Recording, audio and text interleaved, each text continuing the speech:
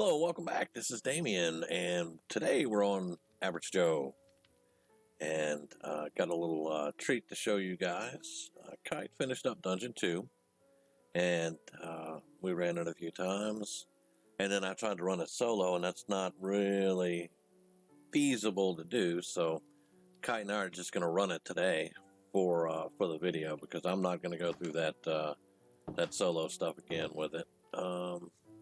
I just want to make sure that I have all my stuff. I could probably repair my gear.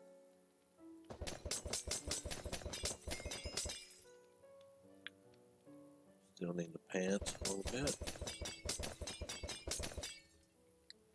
There we go. Now, also, I'm going to need... Where... Oh, I know where it's at. I did change a couple of things around here. I have a gearbox now, and we're going to bring Sting with us today for the spider problem. So we got Smite, and then we're going to have Sting for Bane of Arthropods. And let's go ahead and put this back up. And I keep it now in my ender chest so I can get my gear anytime I need it. Alright, and everything's prepared. I got 2 totems. I got food. So, yeah, this should be... let me get some more arrows before we go. Poison arrows.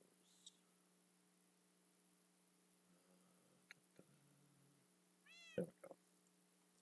Yeah, let me get some more arrows before we go, because I kind of started using the arrows to pull, to try to get solo pulls and stuff. So, alright, I think that should do it. Let me sleep real quick. Kite is doing a little work here. I'm not bringing night vision. This one. Because I want the full effect of that dungeon without night vision. And I want to show you guys that dungeon without night vision.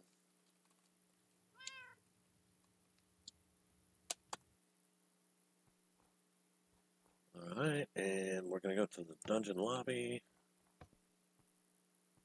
And he has a temporary portal here for Dungeon 2.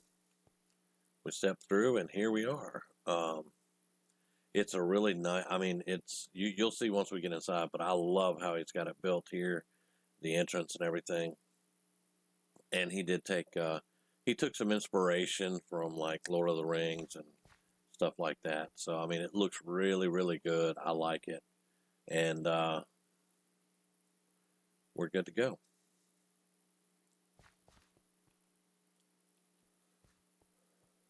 Alright.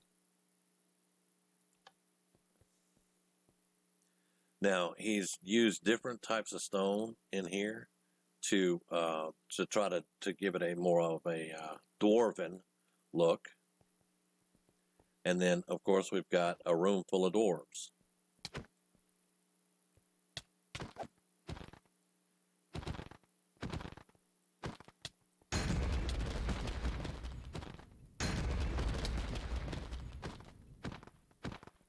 And as you can see, they are tiny. He used the baby zombie model, as you could probably tell, and oh boy, I got 3 of them. I got 4 of them.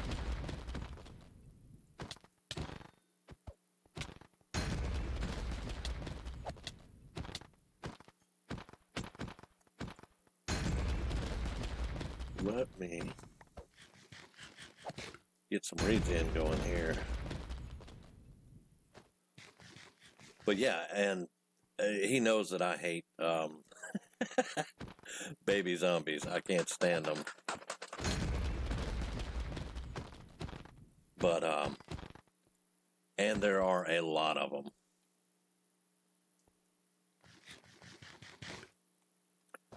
There are a lot. Let me get these enchanted golden apples down there. I'm going to do those. All right, and the next one, and you can see the architecture here has got, the lava in there and the different blocks. It's a beautiful block palette. He's got the polished stuff because dwarves ain't gonna leave just rough stuff. They're gonna decorate it up, and they're gonna be using the different stones, and they're gonna polish them up. And I mean, it looks really, really good. All right, now we're gonna come in, and if you guys remember from season 1, this is the room with all the buttons, and you get a different outcome every time you hit a button.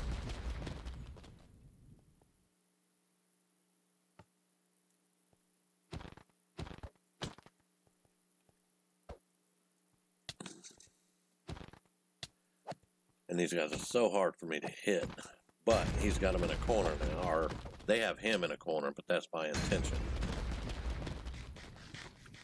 But and when you hit a button, the button disappears like that, and so you can come in here and you ouch, yep, that's gonna be the pufferfish, and then we're gonna have that one button left.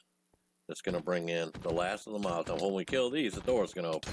And it's just like, except for in season 1, the room, if you hit the right button the first time the door would open, you wouldn't get anything. But on this one, he's made it where you hit all the buttons and you have to go through everything to get the door to open. And I thought that was pretty cool too.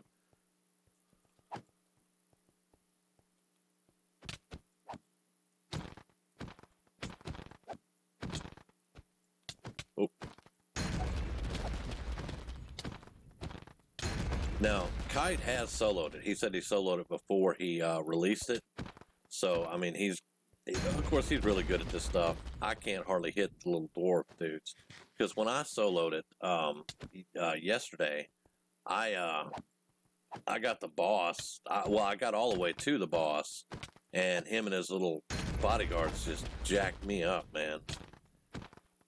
I did okay because I took it slow. I pulled with my bow. I got single pulls and stuff, and I did pretty good.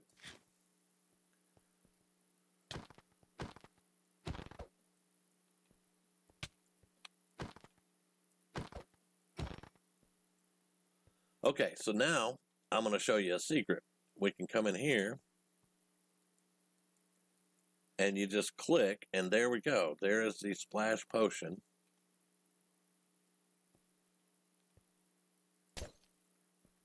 Of fire resistance, and then we're just going to hop through here. And we have found the secret study of a mad dwarf. And reading the book, keep to yourself and hoard all the gemstones you can get your hands on. Precious stones is what I crave. Stones with souls. So this dude has lost his mind. But I really enjoy how he set that up, and it's a hidden place.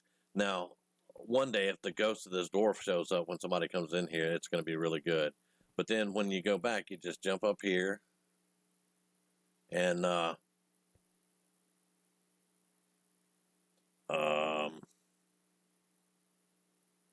you get lost apparently.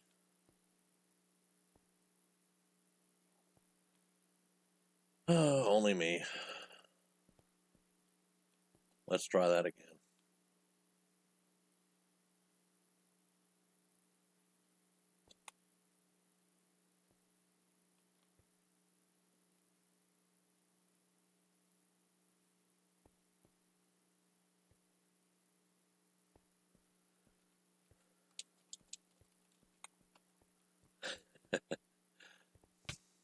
And now we have the arachnids, which is what I brought this sword for.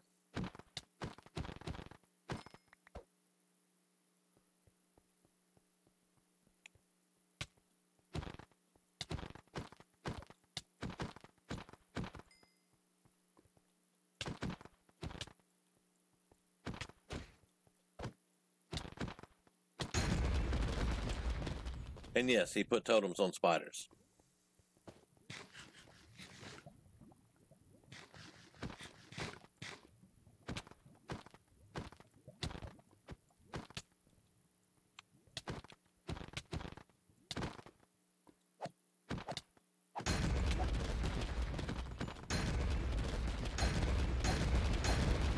And this is a Dwarven Foreman. He's harder than the others. Now, if you look at this hallway, you see the lava over here, and then you see the lava over here, but you see this little particle effect thing. So what you got to do is you feel around in the lava there, and you get the godly pick of legend.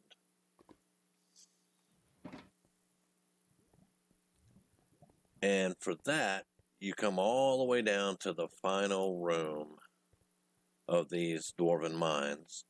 And this pick of legend is designed for one thing.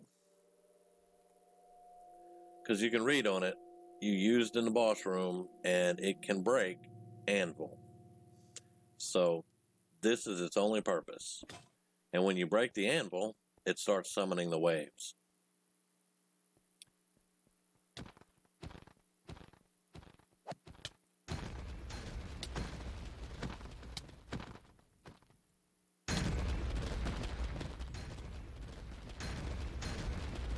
Alright, I'm going to swap swords and go after this little dude now. If I can hit him. Sometimes, I mean, the little baby dudes are hard for me to hit. I don't know if I need to turn their hitboxes on. I don't know what I need to do there. But they've just always been so hard to hit. And then anything that knocks me back just screws up my whole day. Alright, and then, as you can see, it's set up in waves.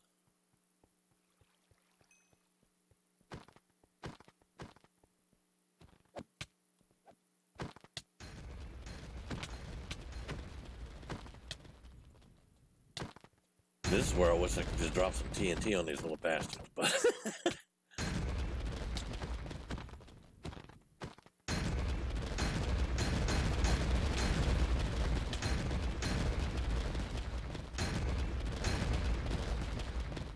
Okay. And I think there's 5 waves, I think. Can't really remember. Can't really remember right off.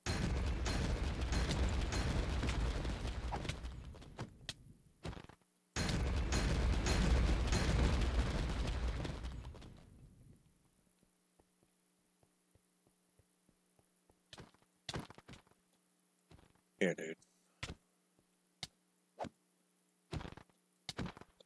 If you let them get you in a corner, that knockback doesn't really bother you, and you can just take them out.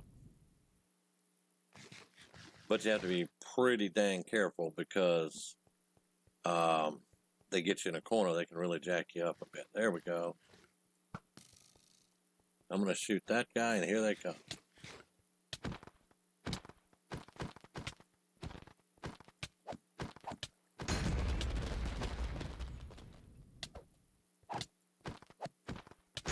And these spiders hit very hard.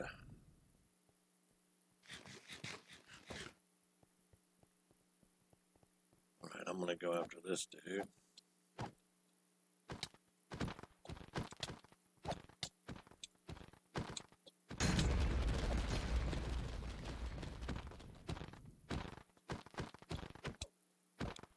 And when they get in the corner like this, and their AI just screws up. Alright, now this is the boss wave, I think? No, this is the spiders and the dwarves together. So let's get on the dwarves. Whoop. This is not going to be good.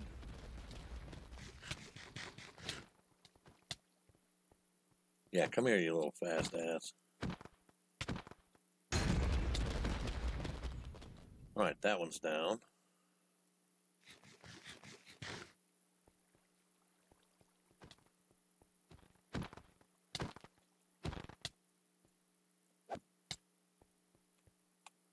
Let me get right up in this little corner here, and now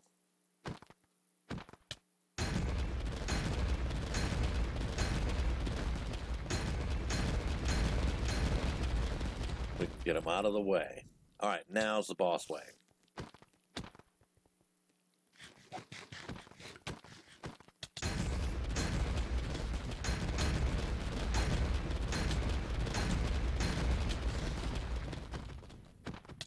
And the boss has 2 bodyguards, and then, of course, he's on a spider mount, so you can just imagine how that is lovely.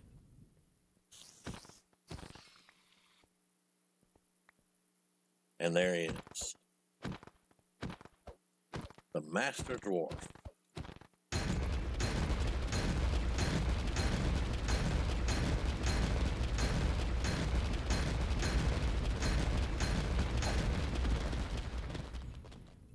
Okay, and that is the dungeon. And when you get finished, just like the other dungeon, you get a key. Now, just to show you some of the stuff here, you get a Dwarven Golden Pick. The gold Dwarven armor is, well, in our last discussions, it's more rare than the iron, but you get iron and gold chest plates. And then you get the Dwarven Golden Axe, which, I mean, sharpness 5, unbreaking 5, and, it's pretty nice. And then you get a dwarf head. That's actually the second head I've gotten. And then a couple of diamonds. And it drops different loot. You can get some ingots, gold and iron ingots. Now when I leave the dungeon, that anvil's going to disappear. But yeah, I mean, he's got some nice little loot. Nothing that was overpowered. We went over it and talked about what would be in a dwarven dungeon. And mostly, here's gold, here's iron. There's going to be ores. There's going to be all kinds of stuff. So let me just pick one of these chests. All right, and just for the total reward there, I got some iron ore, gold ore, lapis, and some more iron and gold, ingots and stuff. So, I mean, really good setup on the dungeon. I love how the dungeon looks.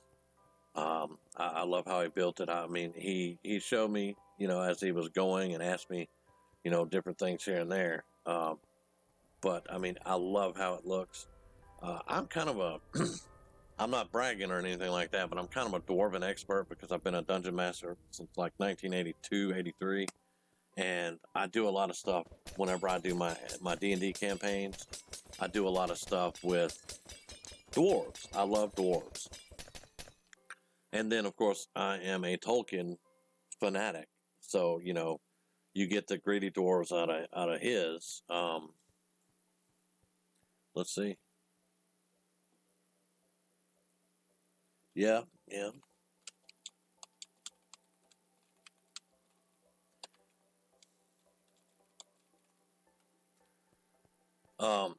But yeah, so this is the dungeon.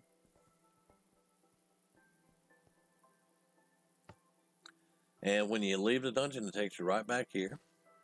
And of course, we have a barrier all the way around, so we're protected from mobs and stuff like that. But yeah, that's the loot tables in there, and I like it a lot. I really do. And you can get a lot of different loot in the chest. He went through and he was very exhaustive in putting in really good loot tables because he wanted to be as accurate, but still, give good loot. Because I mean, a lot of people don't want to get ores and stuff like that in a loot. At the end of the dungeon, they want gems and they want the diamonds, emeralds, all that good stuff. But this is dwarves. This is a dwarven dungeon, and dwarves, they make armor, they dig in the ground, they love gems, and that's pretty much what you're gonna get. So yeah, and as you can see, the anvil did disappear, and Cortana's talking to me for some reason, but anyway, yeah, that's the dungeon. I really like it, and I hope you enjoyed watching us go through the dungeon.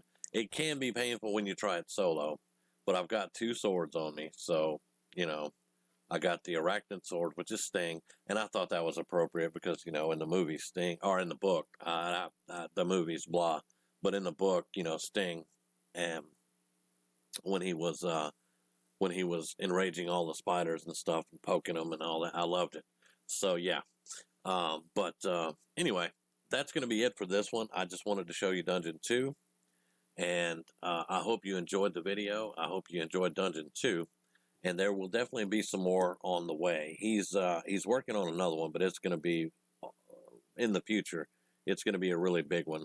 And then, of course, I'm working on a dungeon myself, but that's going to be a long way off. That could be months off. I don't know, because I like to meticulously plan my dungeons, and I mean, what we're doing is, I don't know if it's been really done a lot before. I did see the Lord of the Rings mod, so it could be there. But I mean, I take my dungeons and I put them on graph paper, and I map every little thing out.